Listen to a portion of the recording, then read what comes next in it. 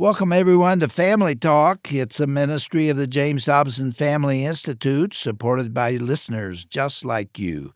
I'm Dr. James Dobson, and I'm thrilled that you've joined us.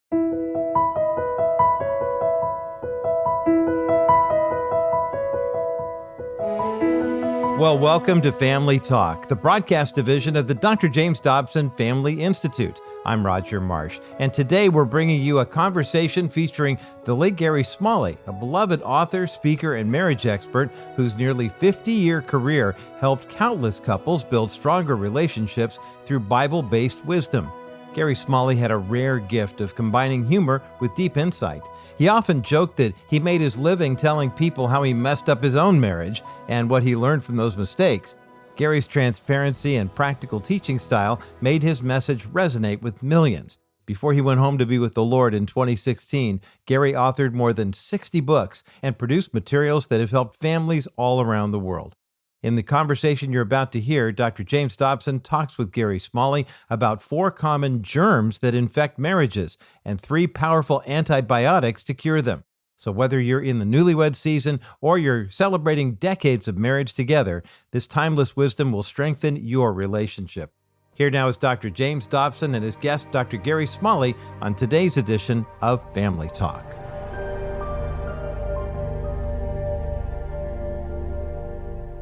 The 4 germs that interfere with marriage or weaken marriage or kill marriage. What are they? Let's start with number 1. And these come from Dr. Scott Stanley and Howard Markman's work and Dr. John Gottman's work and several other different people in the country. But here's how I like to set it up, if I can explain it this way. Let's imagine that we have a unity candle here that you would see at a typical wedding. You have the 2 smaller candles on the outside that are lit already, and then you have the one center candle that's not lit. So after the couple does their vows and prays, they usually get off their knees and the minister sets aside and they go up and they take each one of them, the man and the woman takes a candle and they light the center one and then they blow their candles out, and I've done a number of weddings, so I'm always nervous it's going to catch her veil on fire or something, But then and then when they're blown out, they only have one candle now. Here's what I've been realizing this last year. The one candle that's lit is the unity candle because now the man has left his father and his mother and he's cleaving with his wife, which means he's gluing with her, and the 2 of them are becoming one. Now here's what we've realized with the marriage research in the last year. The problem with couples, and the average divorce is between 5 and 7 years after marriage, but the average couple gets married and they still remain singles. They forget that they're married. So what they do is they include the I and the me in their conversations a lot instead of the we. We're a team now. We're not singles anymore. But if they remain singles, they get infected with these 4 germs. That's how this happens. And they remain singles by having ordinary arguments about ordinary things, money, sex, kids, in-laws, job, cars, whatever it is, okay? Just ordinary stuff.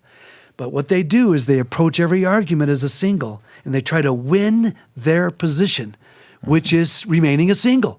And that infects them with these germs. And it interferes with intimacy. Intimacy is the most satisfying aspect of a good marriage. Absolutely. And it is eluding many people. Just think of this comment that Gary Oliver taught me 5 years ago. All arguments are doorways to intimacy, to oneness. But if a couple doesn't see it as a doorway, they tend to avoid the argument. Or they use an argument in a destructive way. So the 4 germs are all destructive ways of arguing, communicating in a marriage, which infect the marriage. And the disease is anger, but the infections are these. Withdrawing during an argument, it's almost always the male, because we get easily flooded with too many words, and we don't like to argue or fight without rules, and so women can fight without rules, but we don't like that, so we withdraw. That's a germ, and it causes the disease of anger for both people. And that's what kills love. That's why the divorce rate between 5 and 7 years is so significant. Second one is escalation. You start yelling at each other, saying things you don't really mean, shouldn't say, causes anger. In fact, a man's heart rate goes up almost twice as fast as a woman's. When a man hits 100 beats a minute, he loses his ability to continue the argument rationally. So he either withdraws or becomes sometimes verbally or even physically abusive. So that's a dangerous thing. Third one is the number one killer of marriages in America today. Anytime you belittle your mate, or you come across a superior, you say and do things that imply that your mate is inferior to you, little cut downs, and this is usually during an argument. Listen how fascinating, and you may have heard this before, but Dr. John Gottman has studied couples over a weekend where they videotape everything that goes on over the weekend. Yeah. There's a muscle on a man's face right here. It's right here on the edge of his mouth. And when it goes up, with his eyes rolling a little bit, sort of an Elvis Presley muscle. Yeah, right, exactly. It goes up. Is that what? During a conversation with his wife during the day, they have actually recorded how many times that happens during the day. They have a scientific name for that muscle, but and I can never remember it. But anyway, they can tell a woman what kind of diseases she will have 3 years later, depending on the number of times that muscle goes up during the day. I would call it the "oh brother" Yeah, muscle. exactly. That's kind of the attitude. Yeah, that's right. Oh, right. brother. And it's not just men. I mean, women are great at this. I mean, they can put us down so fast. And that is the most destructive disease, which is the exact opposite of the major commandment in Scripture of considering others to be more valuable than you consider yourself. It never ceases to amaze me, the power of words. Yeah. They're so easy to say. Yeah. You don't even have to think much to Right. say these terribly powerful words. Yeah. And in fact, God himself identified himself with the word. Exactly.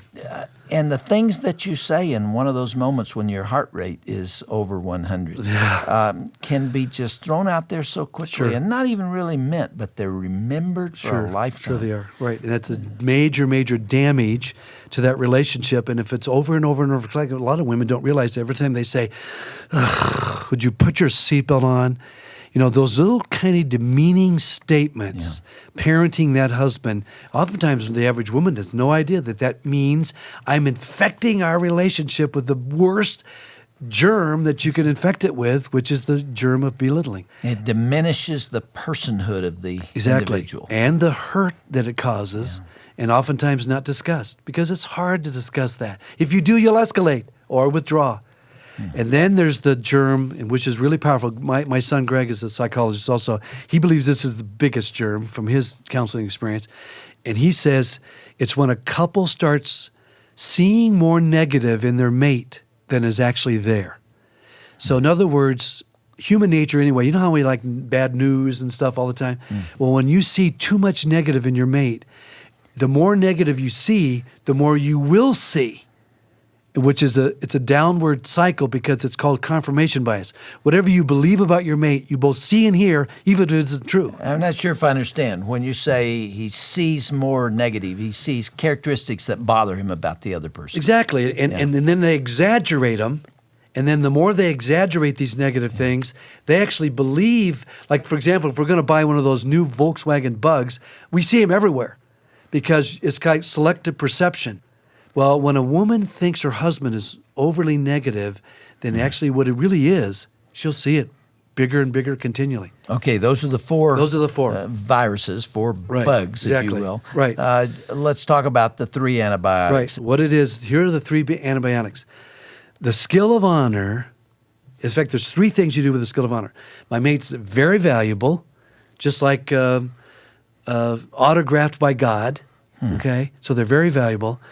And the second thing you do is you make a list of all the things that are very valuable about your mate. In other words, this has been proven scientifically that if you start a written list of the positive things about your mate, and you keep that list going for years, that alone is enough to sustain you during any crisis in marriage. Dr. John Gottman found that. Well, what we found also is one researcher in one of the universities in the East found that when he took conflicted couples and gave them various assignments, he found that if he got couples just to make a list and to remind each other of this list on a regular basis of how positive you are as my mate, to share the list with each other, he found that 70% of the time, if they only made the list and reviewed it and kept it going, those couples improved significantly and stayed in love readily. Okay, that's the second point under the first That's true. antibiotic. That's true. The third point under the first honor antibiotic is you tell your mate verbally. You express it either in writing or you say it on a regular basis of how valuable that person is. And that concept of honor is what the Scripture says is considering others is really more valuable than we consider ourselves. It's really Romans 12:10. Be devoted to one another in brotherly love, preferring one another in honor. See, that's the other Value. end of the continuum between what you talked about a minute ago of diminishing the personhood of the other individual. And so that one skill eliminates the worst germ in relationships, okay? The second skill is we call love talk, LUV. And that's listen, understand, and validate. Now, I got this from Dr. Stanley. And then I realized one day when I was going to a drive-through restaurant, McDonald's, Wendy's, one of those, okay, that's exactly what they do. Now, they have spent millions of dollars researching how to have good relationships with their customers and not having customers divorcing them. What do? They do exactly what Scott Stanley found is the best communication in the world to eliminate these 4 germs in marriage. They do the exact same thing at McDonald's. In other words, you drive up there, somebody always says, welcome to McDonald's, can I take your order? That's very honoring. And then you say, I want a hamburger, fry, and a Diet Coke, okay? And then they always say, let me see if I'm hearing you right. They don't say those words, but they say, you want a hamburger, a fry, and a Diet Coke. And then you say, yes. And then you go forward. Now, if they would have said you want if you want a child's meal and a Diet Coke, you say, no, I didn't say that. And then if they say, you never hear them say, excuse me, sir, I'm looking in that round mirror over there, see, and I see you're a pretty good sized person. Are you sure you want a double cheeseburger, sir? They don't say that because that would be invalidating. That would be belittling. I hate to mess up your illustration, but I can't understand those little speakers that they talk on anyway. That's right. But the point is they don't lose their customers by giving their opinion. They listen, they validate. Give you what you want. And they give you what you want. And if you don't get what you want, what do they always do? I'm sorry, let me redo that order. They're very careful. Guess what we do in marriage, though? It all centers around mainly opinions. But let's say when we do in marriage, what happens is that your mate gives you an opinion about something you're arguing about. What's the typical couple do? They belittle one another's opinion. They express by either facial or verbal ways of saying, don't you realize how smart I am and how right I am? And how dumb and you are. Yes, how inferior you are. Can't you get it? When we operate that way, we get infected. But if you use the method that Scott Stanley taught me, which my wife and I have been using for 5 years, and it's literally revolutionized our own discussions on arguments. And you can stop a teenager dead in their tracks in an argument by using the method, and they don't even need to know what you're doing. Which is to affirm them, to listen. To repeat back what they're saying. You don't have to like what they're saying. You don't have to agree with what they're saying. All you do is use the method. And you know what I did? I guess I can tell this. About a month ago with Norma, she and I were having an argument about how we're going to reorganize our business. It's been a little touchy. Have you ever have any kind of touchy discussions with Shirley? No, we never have any touchy discussions. So we were having this. Okay, we were driving from Keystone down to Denver to get on the airport. So we had a couple hours drive. I decided to use this method without her knowing what I was doing and without me doing my part. In other words, when you really use this right, you exchange with each other. We started in Keystone. I did nothing but listen to her for 2 hours and repeat back what she was saying, clarify what she was saying. And Jim, I was totally amazed that she answered her own argument with some of the best solutions I've ever heard in my life. She didn't need you to She give an didn't need answer. me. And I affirmed her solutions because I liked them. And it taught me again that oftentimes if you just listen and understand a person, it's amazing. The only thing Shirley and I fight over is the thermostat. And I don't know how we're going to get around that one. She says, I'm cold, I'm turning it up. Now, so I say, I see, you're cold. Yeah. But I'm not sure we can solve that one quite as easily. Yeah, but you know what's fun is when you both hear each other and you both understand each other and you both validate each other, because the unity candle is really an expression of that. What happens is our mind comes up with some of the greatest solutions to include both of us.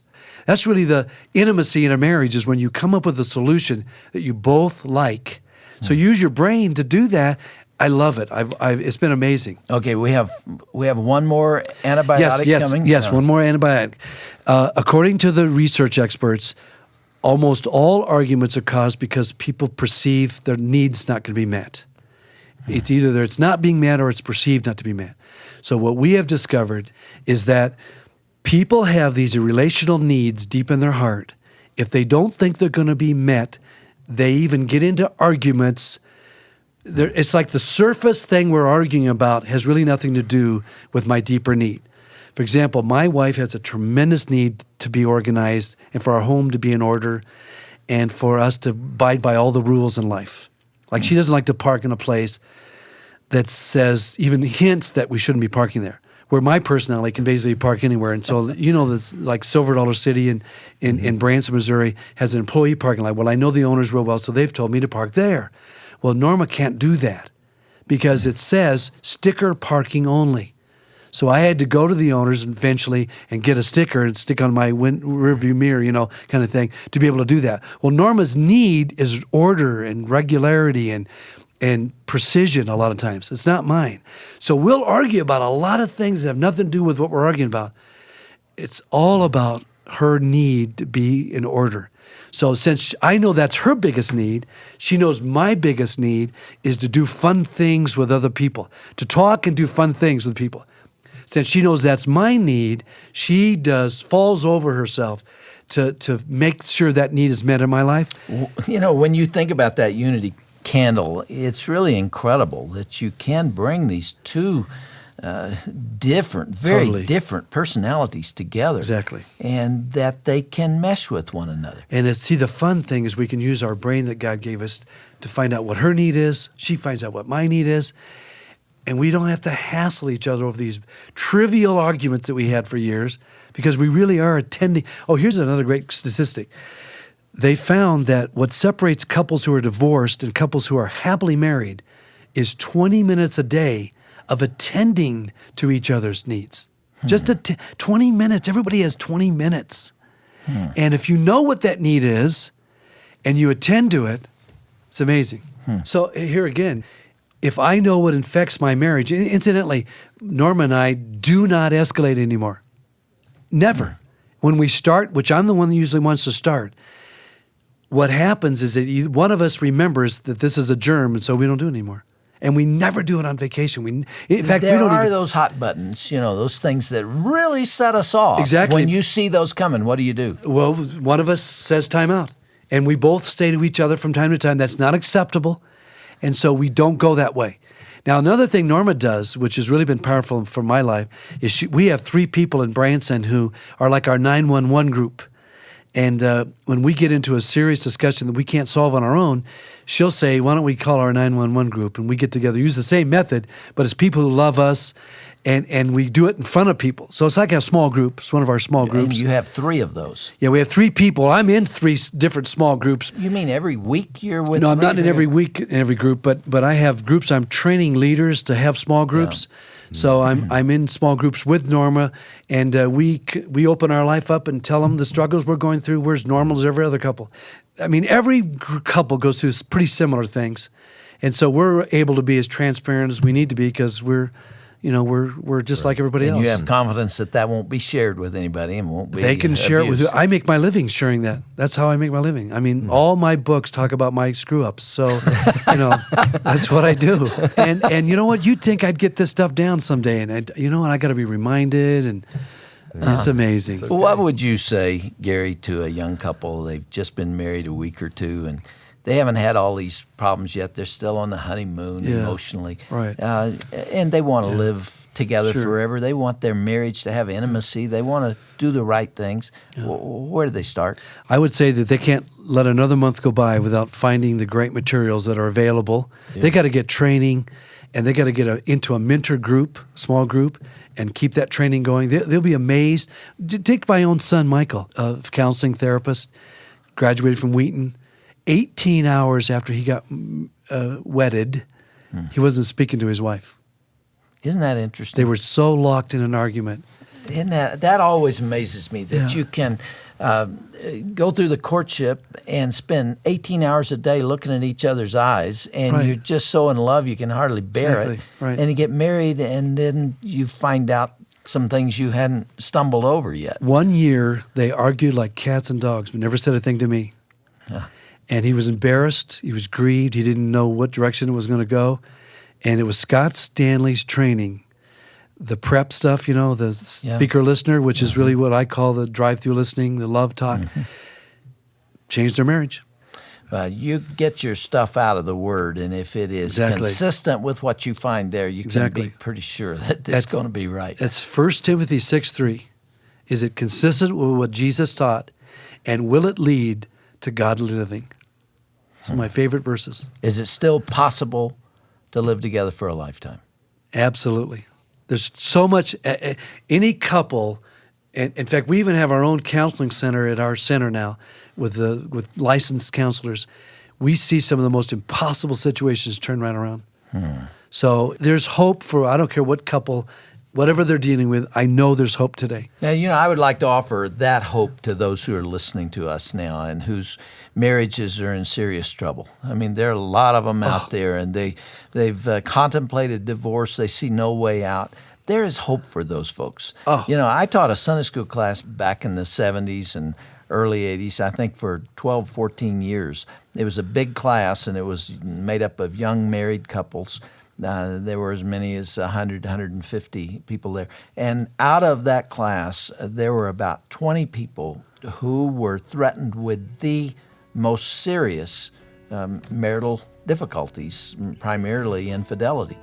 And most of those people survived as a couple, and most of them are still married today. So it is possible. Sure. To face those things and to overcome them. But when you're in the middle of them or you're easing into them, it seems so impossible. Gary, it's always fun to have you here. Thank you. You're a good I man. love it. Well, come back and see us Okay, again, thank Gary. you very much. Okay.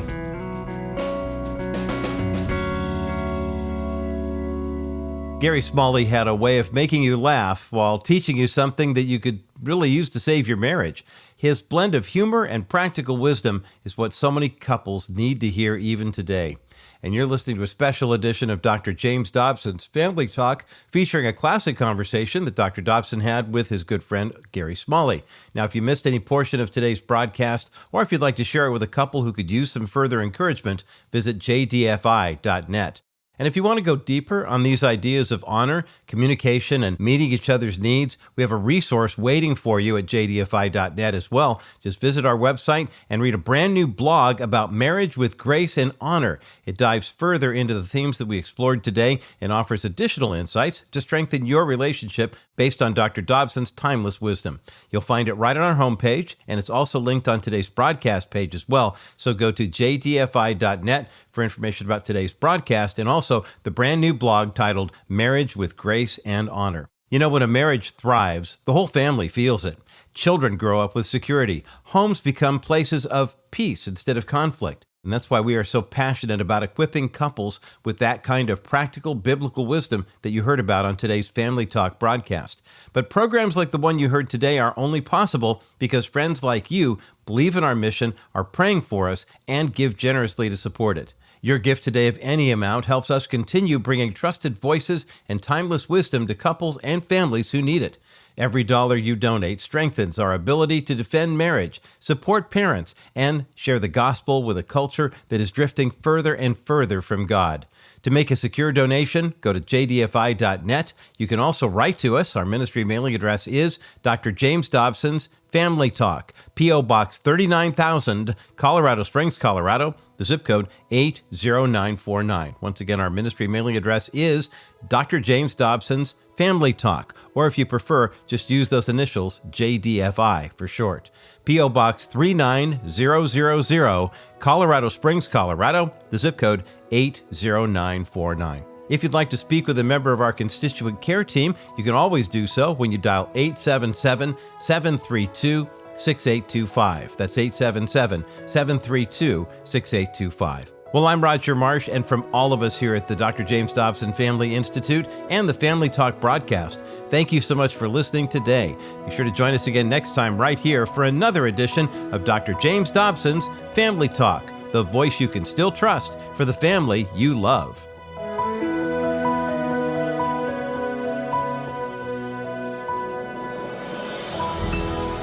This has been a presentation of the Dr. James Dobson Family Institute.